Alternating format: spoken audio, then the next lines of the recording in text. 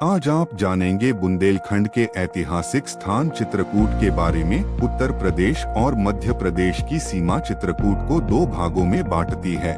मध्य प्रदेश में स्थित चित्रकूट सतना जिले के अंतर्गत आता है और उत्तर प्रदेश सीमा में स्थित चित्रकूट स्वयं एक जिला मुख्यालय है। यह क्षेत्र बहुत सांस्कृतिक, ऐतिहासिक, धार्मिक और पुरातात्विक महत्व रखता है। चित्रकूट भारतीय साहित्य और पवित्र ग्रंथों में प्रख्यात वनवास काल में 11.5 वर्षों तक भगवान राम, माता सीता तथा श्री राम के अनुज लक्ष्मण की निवास स्थली रहा। इस स्थान का पहला ज्ञात उल्लेख वाल्मीकि रामायण में है। पवित्र मंदाकिनी नदी के तट पर स्थित चित्रकूट में अत्रि, अनसुया, दत्तात्रेय, महर्षि मार्कंडे, सारभंग, सुतीक्ष्ण और विभिन्न अन्य ऋषि, संत, भक्त और विचारक सभी ने इस क्षेत्र में अपनी आयु व्यतीत की और जानकारों के अनुसार ऐसे अनेक लोग आज भी यहाँ की विभिन्न गुफाओं और अन्य क्षेत्रों में तपस्यारत हैं।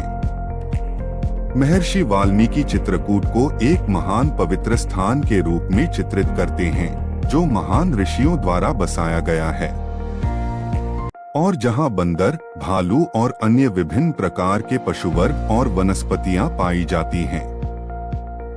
ऋषि भारद्वाज और वाल्मीकि दोनों ने प्रशंसित शब्दों में इस क्षेत्र का वर्णन कर भगवान श्री राम को अपने वनवास की अवधि में इसे अपना निवास बनाने के लिए सलाह दी। भगवान राम स्वयं इस जगह के मोहक प्रभाव को मानते हैं। रामोपाख्यान और महाभारत में चित्रकूट को एक विशिष्ट स्थान प्राप्त है। अध्यात्म रामायण और बृहत रामायण चित्रकूट की झकझोर कर देने वाली आध्यात्मिक और प्राकृतिक सुंदरता को प्रमाणित करते हैं। महाकवि कालिदास ने अपने महाकाव्य रघुवंश में चित्रकूट का सुंदर वर्णन किया है। वह यहाँ के आकर्षण से इतना प्रभावित हुए कि उन्होंने मेघदूत में अपने यक्ष के निर्वासन का स्थान चित्रकूट को बनाया। हिंदी के संत कवि तुलसीदास जी ने अपने सभी प्रमुख कार्यों रामचरितमानस, कवितावली, दोहावली और विनय पत्रिका में चित्रकूट का अत्यंत आदरपूर्वक उल्लेख किया है। तुलसीदास जी ने अपने जीवन का काफी हिस्सा यहाँ भगवान राम की पूजा और उनके दर्शन की लालसा में व्यतीत किया। हनुमान जी की मध्यस्थता से उन्हें उनके आराध्य प्रभु राम के दर्शन प्राप्त हुए। उनके मित्र प्रसिद्ध हिंदी कवि रहीम ने यहाँ कुछ समय बिताया था। प्रणामी संप्रदाय के बीटक साहित्य के अनुसार संत कवि महामती प्रणनाथ ने यहाँ अपनी 2 पुस्तकों छोटा कयामतनामा और बड़ा कयामतनामा को लिखा था। चित्रकूट के कुछ प्रमुख स्थानों में कामदगिरी नामक पवित्र पर्वत का काफी धार्मिक महत्व है। श्रद्धालु कामदगिरी पर्वत की 5 किलोमीटर की परिक्रमा कर अपनी मनोकामनाएं पूर्ण होने की कामना करते हैं। राम घाट वह घाट है जहां प्रभु राम नित्य स्नान किया करते थे। इसी घाट पर राम भरत मिलाप मंदिर और गोस्वामी तुलसीदास जी की प्रतिमा है। मंदाकिनी नदी के तट पर बने राम घाट में अनेक धार्मिक क्रियाकलाप चलते रहते हैं। घाट में गेरुआ वस्त्र धारण किए साधु संतों को भजन और कीर्तन करते देख बहुत अच्छा महसूस होता है। शाम को होने वाली यहाँ की आरती मन को काफी सुकून पहुँचाती है। राम घाट से 2 किलोमीटर की दूरी पर मंदाकिनी नदी के किनारे जानकी कुंड स्थित है। जनक पुत्री होने के कारण सीता को जानकी कहा जाता था। माना जाता है कि जानकी यहाँ स्नान करती थीं। जानकी कुंड के समीप ही राम जानकी रघुवीर मंदिर और संकट मोचन मंदिर है। जानकी कुंड से कुछ दूरी पर मंदाकिनी नदी के किनारे ही स्फटिक शिला स्थित है। माना जाता है कि इस शिला पर माता सीता के पैरों के निशान मुद्रित हैं। कहा जाता है कि जब वह इस शिला पर खड़ी थीं, तो जयंत ने काक रूप धारण कर उन्हें चोंच मारी थी। इस शिला पर प्रभु राम और माता सीता बैठकर चित्रकूट की सुंदरता निहारते थे। स्फटिक शिला से लगभग 4 किलोमीटर की दूरी पर घने वनों से घिरा अनसुया अत्रि नामक एकांत आश्रम स्थित है।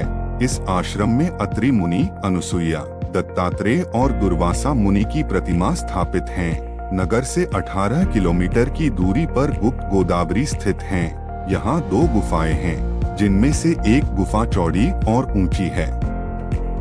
प्रवेश द्वार संकरा होने के कारण इसमें आसानी से नहीं घुसा जा सकता। गुफा के अंत में एक छोटा तालाब है जिसे गोदावरी नदी कहा जाता है। दूसरी गुफा लंबी और संकरी है जिससे हमेशा पानी बहता रहता है। कहा जाता है कि इस गुफा के अंत में राम और लक्ष्मण ने दरबार लगाया था। पहाड़ी के शिखर पर स्थित हनुमान धारा में हनुमान जी की एक विशाल मूर्ति है। मूर्ति के सामने तालाब में झरने से पानी गिरता है। कहा जाता है कि यह धारा श्री राम ने लंका दहन से आए हनुमान के आराम के लिए बनवाई थी। पहाड़ी के शिखर पर ही सीता रसोई है। यहाँ से चित्रकूट का सुंदर दृश्य देखा जा सकता है। चित्रकूट में ही भारतकूट नामक एक स्थान है। कहा जाता है कि भगवान राम के राज्याभिषेक के लिए भरत ने भारत की सभी नदियों से जल एकत्रित कर यहाँ रखा था। अत्रि मुनि के परामर्श पर भरत ने जल एक कूप में रख दिया था। इसी कूप को भरत कूप के नाम से जाना जाता है। भगवान राम को समर्पित यहाँ एक मंदिर भी है। जब श्री राम 14 वर्ष के लिए वनवास आए थे तब भरत को अपनी माता कैकेयी के व्यवहार पर काफी दुख हुआ था। वे अयोध्या वासियों को साथ लेकर श्री राम को मनाने चित्रकूट आए थे। साथ में भगवान राम का राज्याभिषेक करने के लिए समस्त तीर्थों का जल भी लाए थे। लेकिन भगवान राम 14 वर्ष वनवास के लिए दृढ़ प्रतिज्ञ थे। इस पर भरत काफी दुखी हुए और अपने साथ लाए समस्त तीर्थों के जल को वहीं के कुएं में डाल दिया। केवल अपने साथ भगवान राम की खड़ाव लेकर वापस चले गए। तभी से इस स्थल का नाम भरतकूप पड़ा। दोस्तों, आशा है आपको चित्रकूट से संबंधित यह जानकारी अच्छी लगी होगी। ऐसे ही पौराणिक और ऐतिहासिक ज्ञानवर्धक जानकारियों के लिए हमारे YouTube चैनल ज्ञान सागर को सब्सक्राइब करें। धन्यवाद।